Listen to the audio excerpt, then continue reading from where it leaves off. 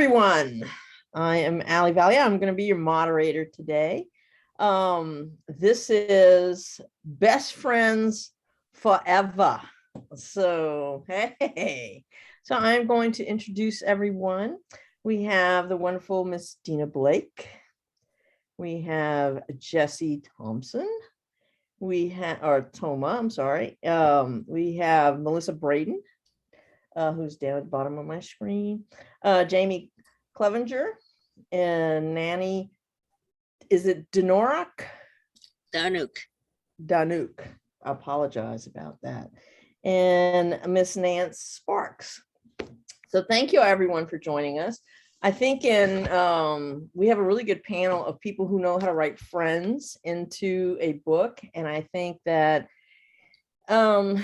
especially in romance, you always need that best friend, the sounding board, the I guess the person that you might be more interested in, the person that you're supposed to be interested in.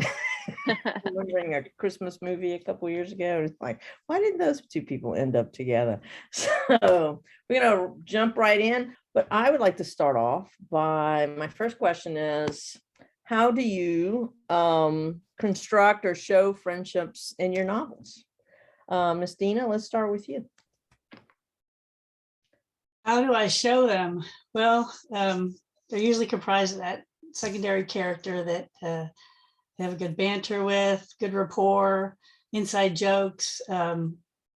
Sometimes the person that has a good reason can be the catalyst to the romance.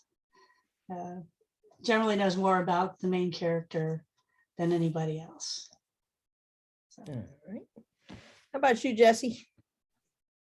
I think similarly to what Dena said, but sometimes it'll be a character that needs to provide a kick in the ass to the main character. Sometimes it's a shoulder to cry on. I think it's really plot driven, what I need that character to be to one of the main characters.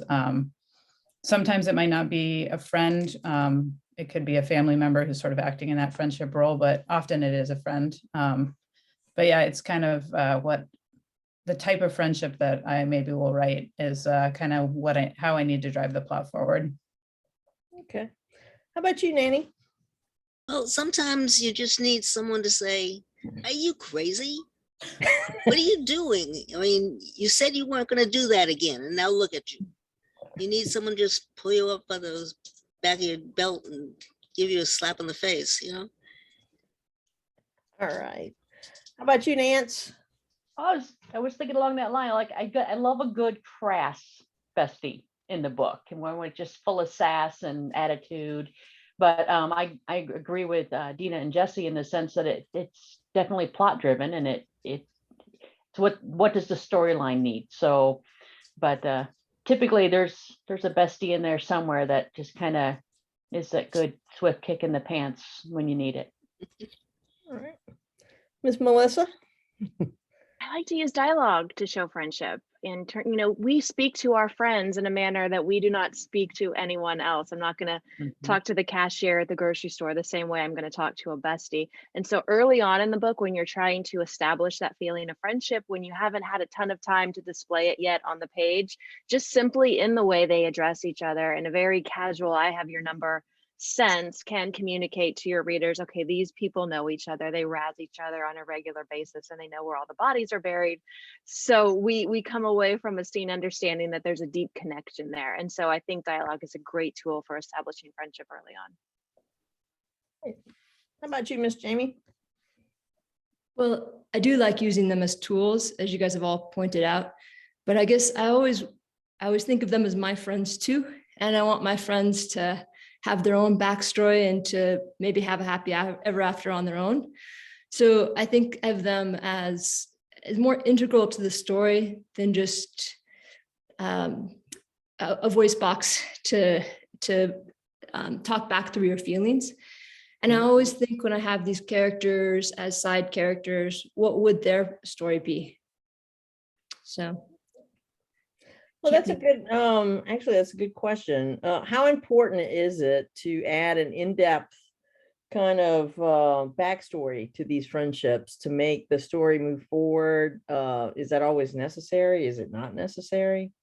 So Jaime, since you brought it up, let's start with you this time. Well, I think everybody has a backstory, and whether or not that makes it on the page is kind of the question. But I do like to give these side characters, I like to make them as round as possible. And I think that then they become better tools, because if they have more conflict in their own life, then they can kind of bring it onto the page in a way that makes them more full. Melissa? Yeah, I think I completely agree, because giving them their own backstory, even though most of those ideas and details that I come up with are not going to be anything that wind up in the book, and the reader is not going to know those details. If I know the details and I'm writing the scene that does show up on the page, it's going to come with a lot more texture because I have that information in my head, and it's going to feel a little more full fleshed out and real to me. Something I've been doing more recently is I kind of imagine what those secondary characters are going throughout the arc of my main characters behind the scenes. And I kind of, on this most recent book, I've tried to give glimpses of what's going on in that person's life without fully going into it. So, you know, she's got a relationship happening of her own, and maybe it's falling apart and breaking down, and we see glimpses of her breakdown, but then a year later something new and wonderful is happening, and we don't always see what connected those dots, but I think there's some continuity there that could be interesting for anybody paying attention. And I do think, because I know the information, that those little details might come through and make it a more full, rich story. At least that's my hope. We'll have to circle back in a couple of years and figure that out. I'm thinking it's working for you. Yeah, It's working for you, girl. Let's see. All right, Miss Nance, how about you? I really believe a couple things that Jaime and Melissa just said add a lot of value, which is whether or not it ends up in the book or on the page. If you have that information, it really adds a lot of depth to the story. And that I have found, because I even go so far as to take, find photographs of what different characters will look like, and how will they dress? Do they dress real feminine, butch, not so, just different real good personality things that may or may not ever end up in the book, but it really gives them their whole tude, so I really enjoy, I really enjoyed their answers, because that I get it. All right, how about you, Miss Nanny? Well, sometimes I even write like a 30-page backstory, so I know how they met, how they react to each other, what they disagree on, what they've argued about, and then it never comes into the book, but you know that, and you can touch on those things that might have happened, and if one person says no to this and the other one sort of does, why, that was back then, and it adds something into the story. Okay. How about you, Miss Jessie? I think whether you put it in the book or not, it's important to know who all of your characters are, as just about everybody has said. If you've known somebody for 3 months and they're your best friend, they're gonna know you at a different level than somebody that you've known since you were 5. And we all have reasons why we're friends with people. And then they're going to react to you different ways because of why you know somebody. They're going to react a different way if they're going through a breakup, as Melissa said, their life is falling apart, and they're going to react differently to whatever's happening in your life based on what's happening in theirs. So if you don't know what those things are for your character, I think you're going to have more trouble writing that character and the interactions and the friendship. So I like to put as much as I can of the secondary character's life and goings on into my stories, because I think it makes for a fuller novel. If there's not room, then obviously you have to cut those out. But I always like to know who those characters are, because I think I can't write a good friendship if I just have this friend is sassy and will provide this, spark. That's not a friend. That's just a few lines on a page. Prop, yeah. Yeah. Now I was driving down the street the other day and I had my windows down because the weather was actually nice, not like today. And there was this man and woman walking down the sidewalk and he's screaming at her, "When is it going to be about me?" Hey, we've all been there. And I said, so great. sometimes that's how you feel about those friendships and books. Like, when is it going to be about me? Like in my book. Exactly. How about you, Miss Dena? Yeah, I agree with Jesse. It's good to know, when they met, how long they've known each other. That's really important to the story. It really brings out more about their relationship, I think. And then as to what Melissa said, there's little nuggets that you can plant along the way that really helps as well. And I don't know, actually, I don't even know how you do it, Melissa. I'm trying to write one with some characters from some other books now. And well, I wrote it, it's in edits now, but it's like, wow, it's a lot more complicated than you think it is, because unless you're planning it, you don't keep track of that stuff. So, but to me, it's really important to know those initial details. So, should the friendships, like, should the people have a lot in common, or should there be a lot of differences? And if there are a lot of differences, how do you make those differences meaningful? So, Jaime, what say you? I was hoping for someone else to go first. Okay, I guess, so I like to write characters as best friends who also have their own story. And so I get to fully flesh these questions out that way. I don't know. I'm going to throw this one out. Does anybody else do this better? I'm sure you guys all have better ways that you can formulate. How about you, Melissa?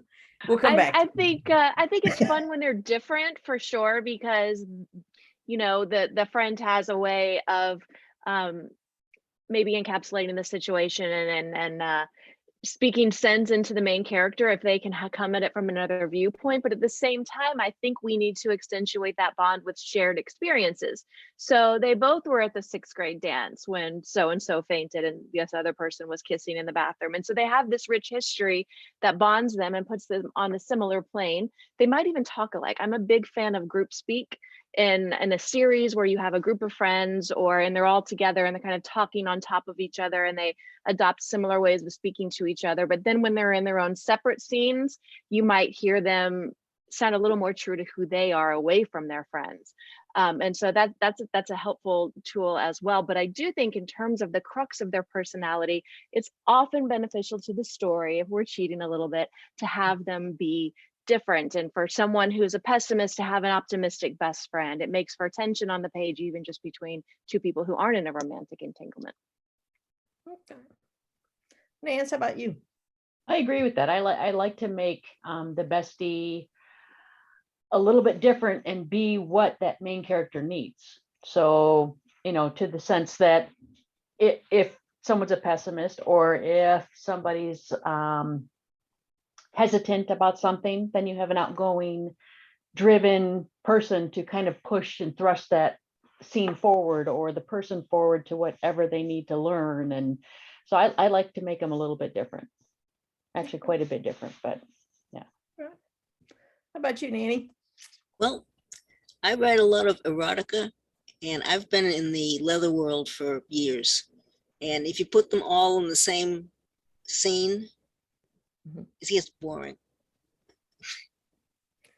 So you always have to have a best friend that's vanilla, who doesn't like kink at all. That's the way it has to go, because you never find someone who exactly likes kink the way you do. That's good to know.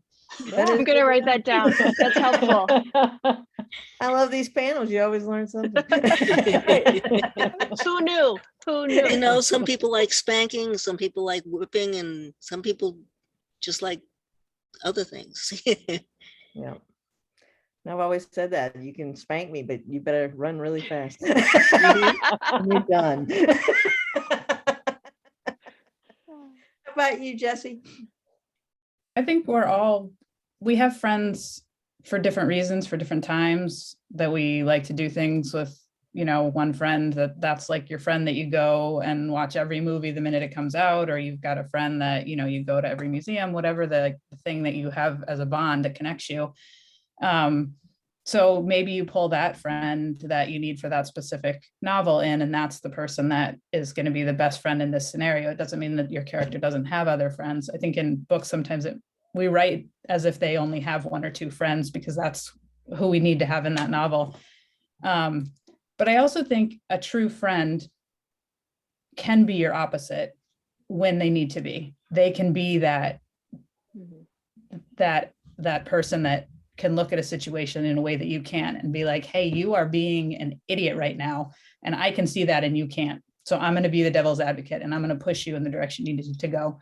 Or they can say, you are totally right. I am on your side. We are going to, even if we have to run through a million walls, we are going to do it together because I am with you to the end. And so I think you can, even somebody who's very similar to your character, if you need them to be, they can still butt heads with your character. So I think with friendship, because, you know, your friends, you can ride or die with your friends. And so I think at the end of the day, you can kind of write them in a bunch of different ways, but they can still be that person that can push your character or can have their back to the end, kind of depending on how you need them to be. Dena? So I'd probably write mine a little more different than alike, but also, you know, you look at, even if they are alike, the different stages they are in their life, they may not be the same age or in the same place in their relationship or in their career. So that brings up some of the differences, I think, between some characters, and kind of well rounds them a little better than they would be otherwise. All right. We got a question from the audience. So Wen wants to know, have you ever found yourself making the best friend too much like your own friends and have to change them so you don't get into trouble? So, Jaime? I've definitely had friends read my books and ask me if they were one of the characters, but I try not to. I try to make them kind of a combination of different people so that they're not exactly like anyone I know. But I guess that is the hazard of becoming friends with an author, right? You never know when you're going to become a side character or the main character, right? So they're not screaming, when is it going to be about me? They're probably like, please no. How about you, Melissa?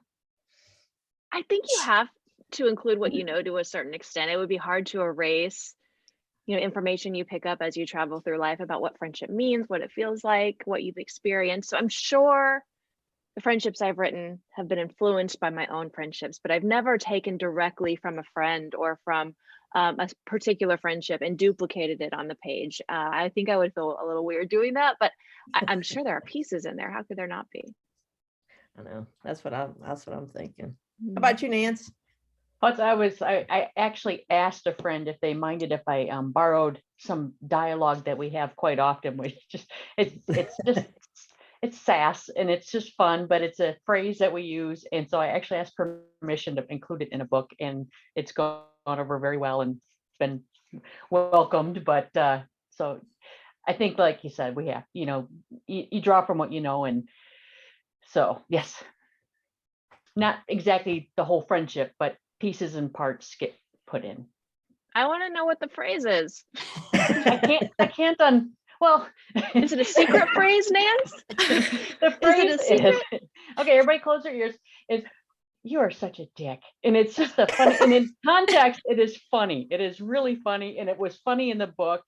But no, it's good. Joke. And I had to ask permission because there's no tiptoeing around that. My friend is like, that's mine.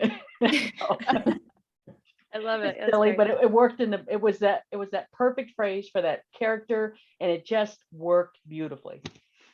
Good. Say that about 5 times a day. So I don't care who I'm talking to. How about you, Nanny? Well, strange thing is, the first book I wrote it totally, I didn't know anybody in the book. And then I met 2 women who were exactly the people I had written. One turned out She was a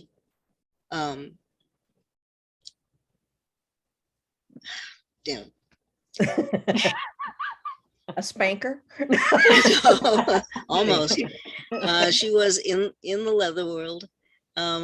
She taught martial arts, and like in the book, we became lovers. So that was number one. That was great.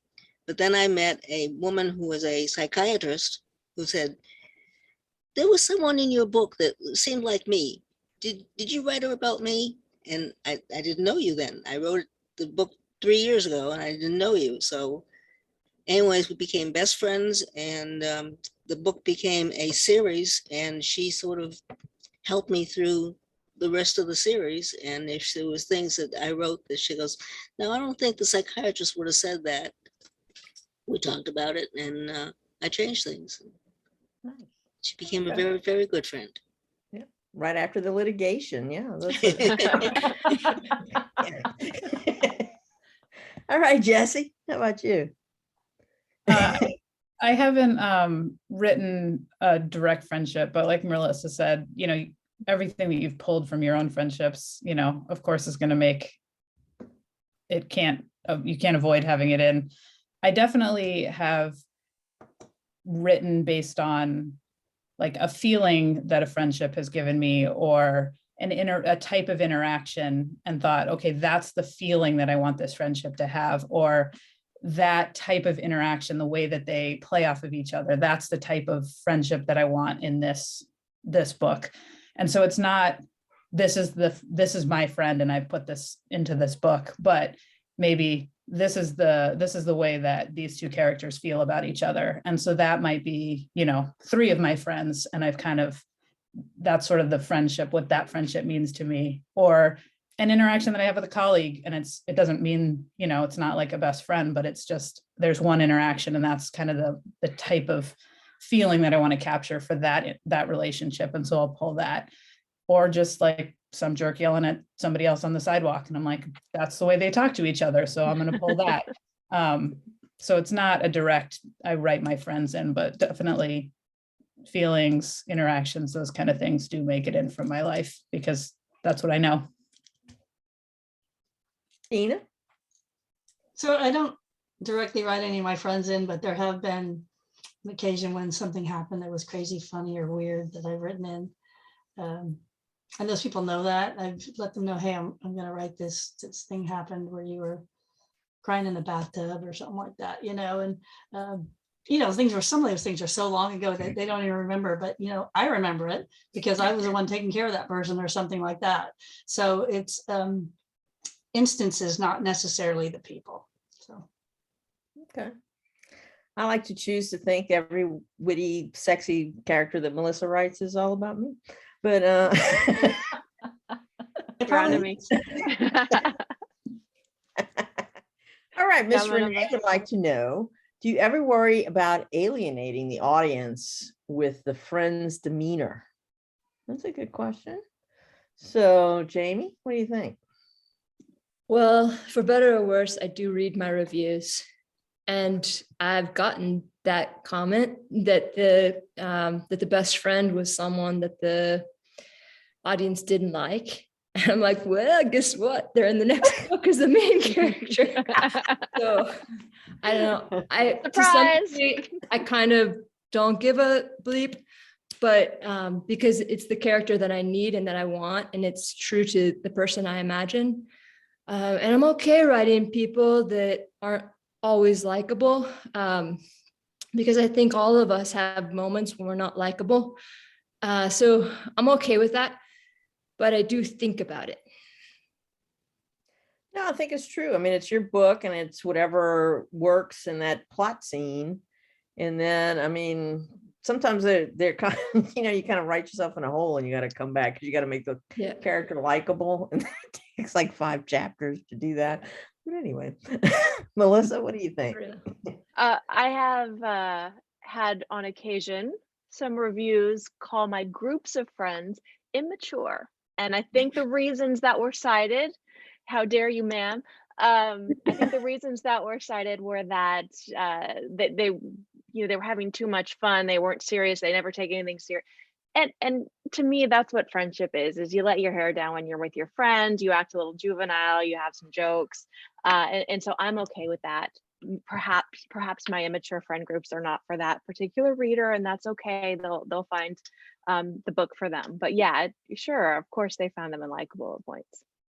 Yeah, I think that you could add that to my list of the witty, immature, sexy characters all about There you me. Right, Done. Nance. I like the question, but I don't think that I really worry about alienating the audience because I've never written a character that creepy, but I don't want them all to be the same. I want some differences. I want there to be the immature one or the group, or otherwise you fall into a rut and you just end up with the same story over and over again. So I like the different personalities, and I like that sometimes a character just needs to be at that point in their life where they might alienate a little bit, and that's okay. Yeah. As long as they come out of it. I mean, that we got to have some growth arc, and so. Sometimes I find the older you get, the less your filter. It's like it's hard. Oh, there's no more filter. Like, Yeah, the filter. Yeah, definitely. Yeah. I'm with you there. Yeah, so I try not to alienate large swaths of people on a daily basis, especially now. But all right, Annie, how about you? I would love to write a character that no one liked. I would. You have one character in there that no one likes, and it becomes like, why did you read that? Did you read this into that book? And people talk about it back and forth and back and forth, and it becomes the major thing of why they bought the book, to see what that major character that everyone hates, what happens to them. Do they get their up? Do they get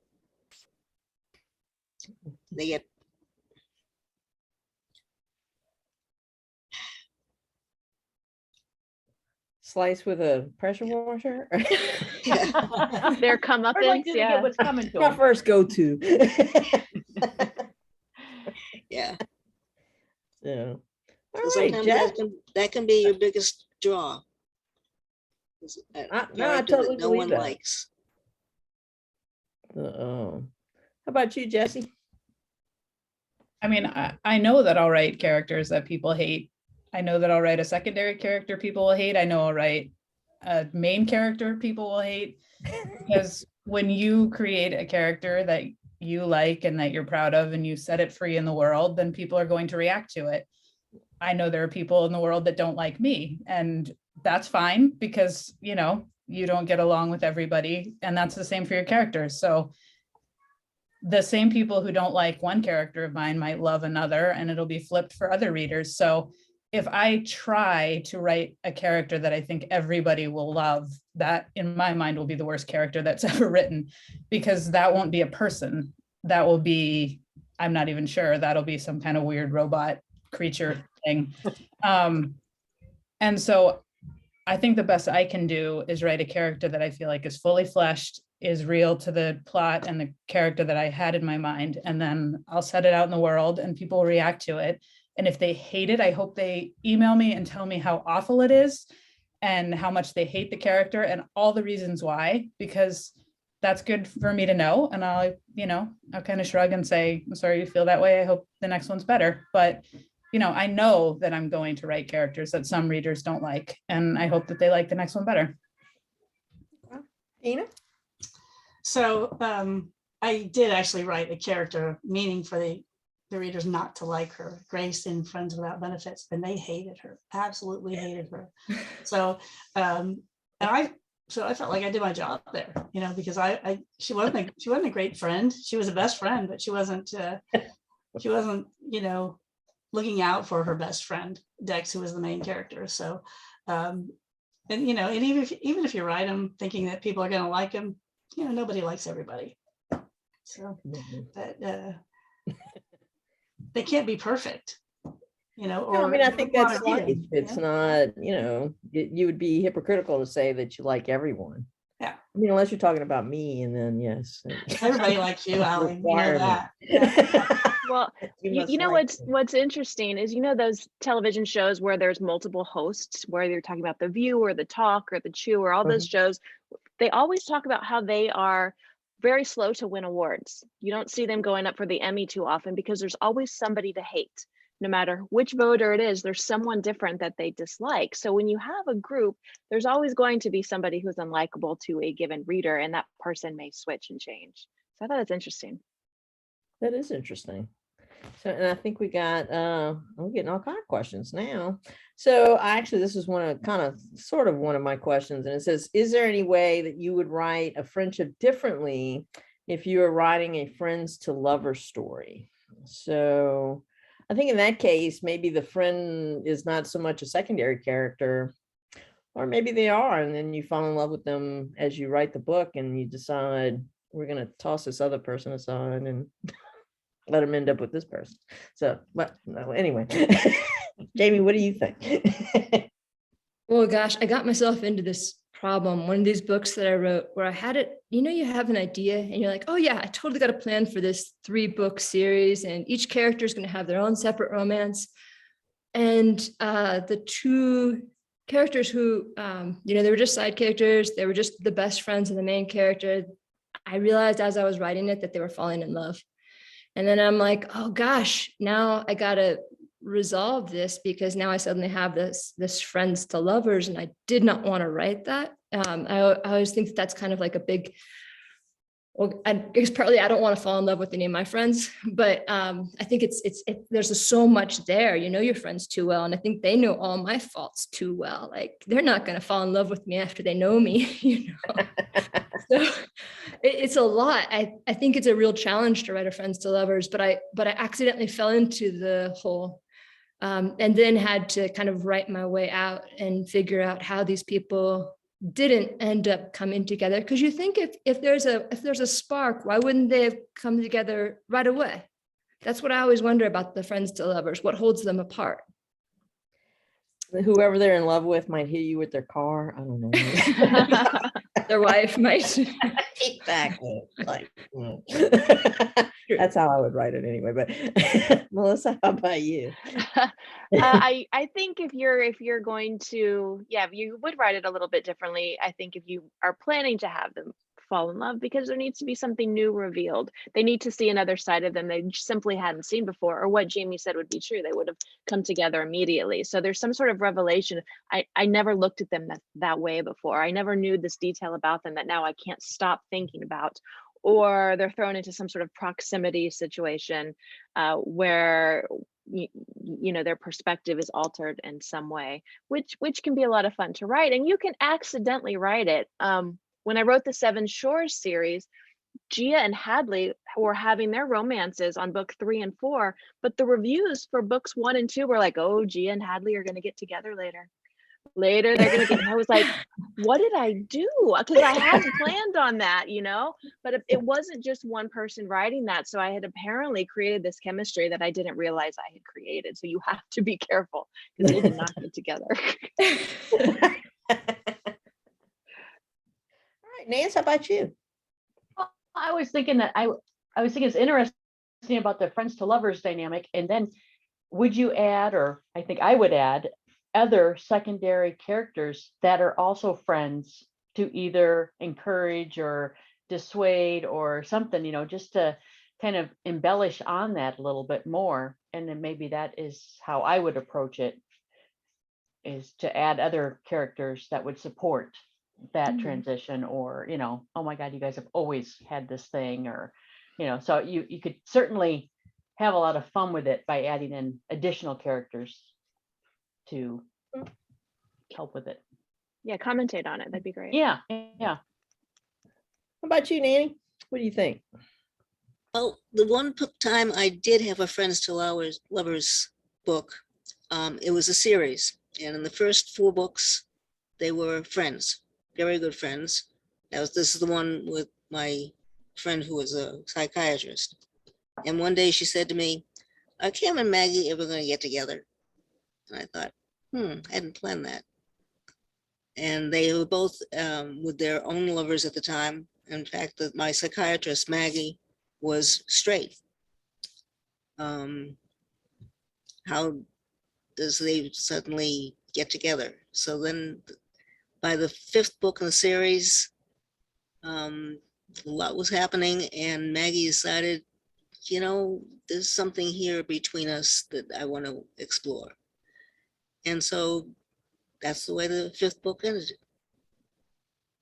Okay. But it took that long for them to get to the series that that's what they should do. Okay. It's yeah, when it's straight, when somebody's straight, you trying to figure out how bendy they are. Really straight. Are they al dente? Are they all? Exactly. Jesse, how about you? I haven't written a Friends to Lovers novel, but if I were to, I think it would be especially important to have the two characters have a lot more of the opposite personalities, so that there could be a lot more conflict, a lot more sort of room to play with that tension and conflict than if you were having a friendship where you could have a lot more in common. Because as Melissa said, you really need to create some kind of inciting event where they look at each other differently. Because like Jaime mentioned, otherwise there would be a spark right at the beginning.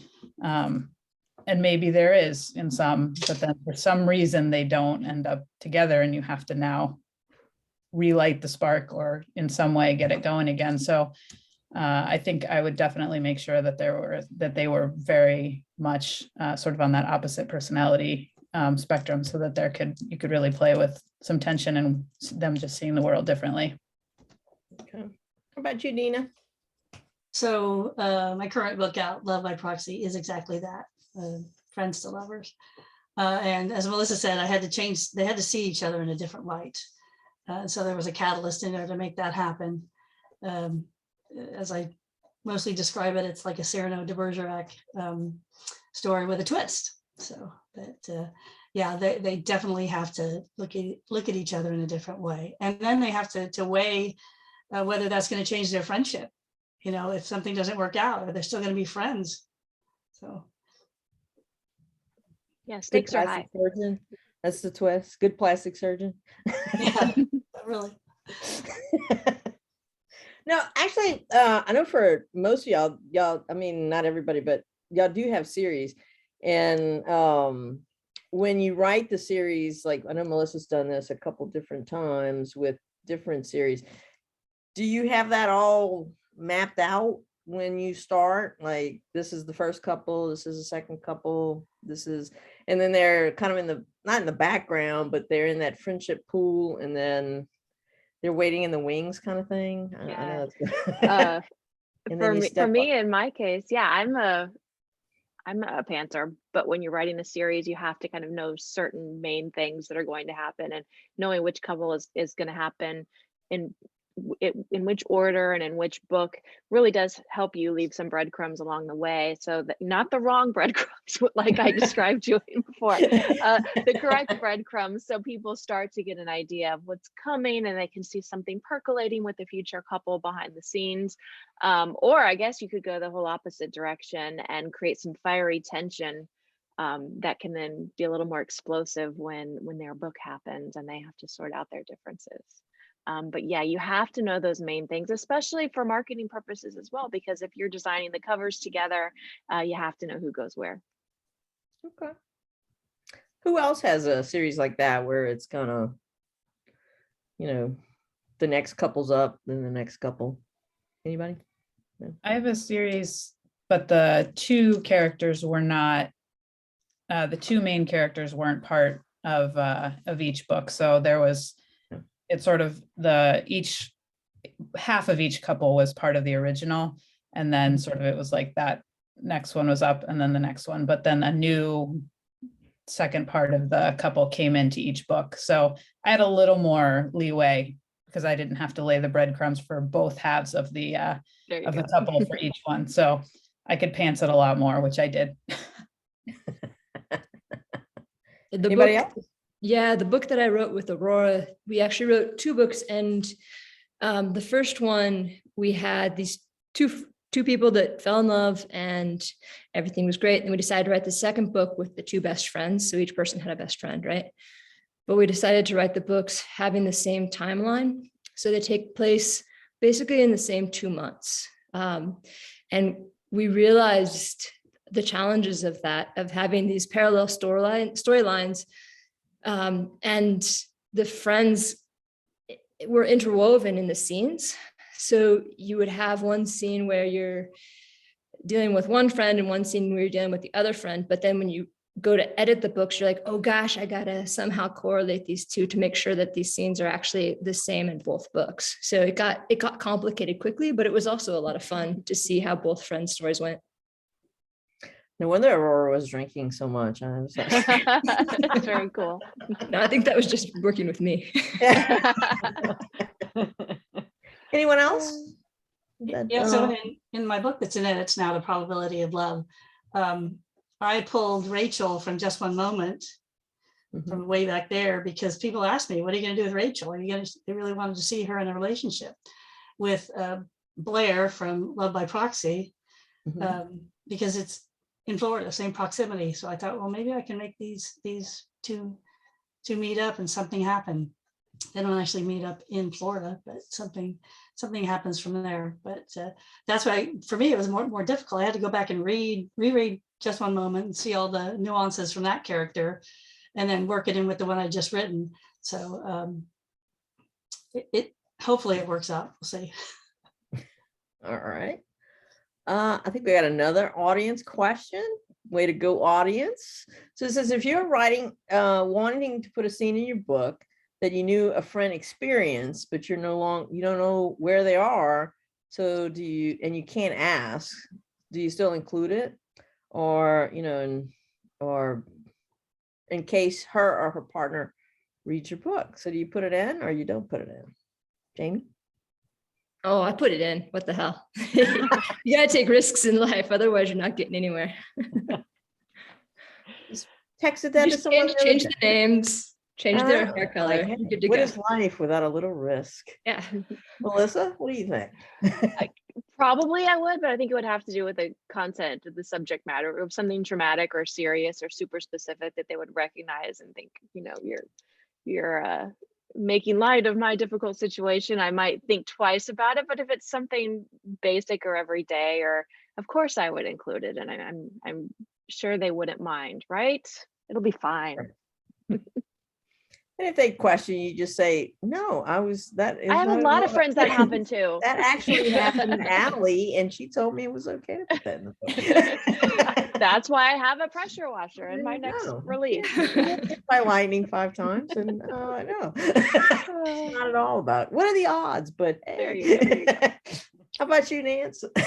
I would put it in, even if I had to tweak it a little bit or change it a little bit, just to make it a little different, but no, I would totally include it. Yeah. Okay. How about you, Nanny? Include it? Well, Don't include it. I would love to put some things in. And then if people said, well, you're telling my life story, you can't do that. I say, prove it. You want to own that? Go ahead. Prove that's you. How about you, Jesse? I think it would depend on what it was.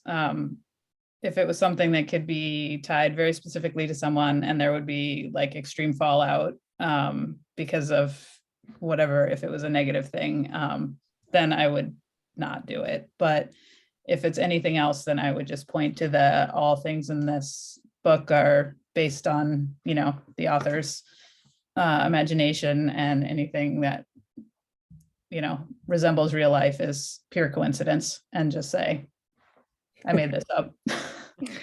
Or you could look at it as it's one less Christmas present you have to buy. There is an interesting story out there if anybody has downtime and wants to Google it. It was actually Twitter fodder recently about one author who commandeered the kidney transplant story of another author and put it into her work very specifically, including almost a word-for-word letter that the first author had shared publicly. And it went to litigation, and it was a whole thing. So if that is a topic to whoever asked the question that interests you, then go Google the two authors arguing over the kidney transplant story, because it's interesting.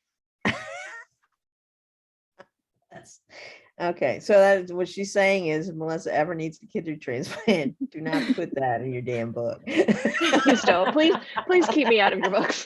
How about you, Dena? Include it? Don't include it. Included. In fact, I have same scene, different circumstance, though, because some things you can't make up. They happen and they're funny or they're kind of crazy. So yeah, I would include it. Yeah. All right.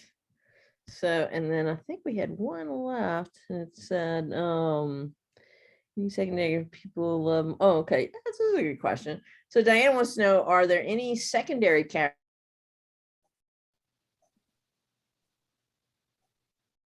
Jamie? Anybody? You froze. You froze, Allie. Yeah, We you missed the froze. question. Yeah. Yeah. Oh, sorry. Wait. It's okay. Y'all hear me? Yeah, we got you. Yeah. Okay. It You're says back. Diana wants to know, is there any secondary character that people love more than your main character? Probably. Yeah, I'd say there always is. In the one I've just released, an Alaskan Wedding, a lot of people liked Sarah more than Andy. So that was interesting to get that feedback. Okay. But How about you, Jamie? Anybody? You written Probably. I haven't gotten that feedback yet, but probably. I won't read that review. How about you, Melissa? I just that comes to mind recently, I had Marry Me, which is my newer release, and there's the two best friends of the respective main characters who don't really know each other. I've gotten more than one email about people wanting them shipped together. And I thought, what? No, they didn't even share a scene on the page, but I guess they saw something in their yin and yang personalities. I don't know. But that was interesting that they were zeroing in on those characters in their relationship. I'm like, focus. We got the main character here. But no, I appreciated it. It made me think about it. Okay. And Jamie wins for the most beautiful cat. On the panel. Oh my goodness. That is a gorgeous cat. How about you, Nanny? Well, let me see. I've been thinking that I have a book that's going to be coming out soon where I have the feeling that the best friend is going to be the main character that everybody loves, because it's not a person.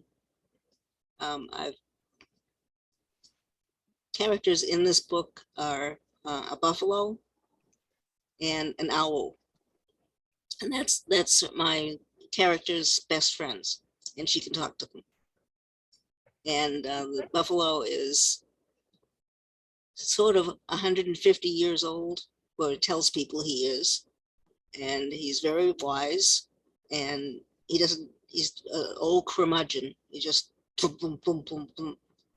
Where the owl is from another planet and tells her all the things that he did on his other planet and all the things that how it's different here on Earth.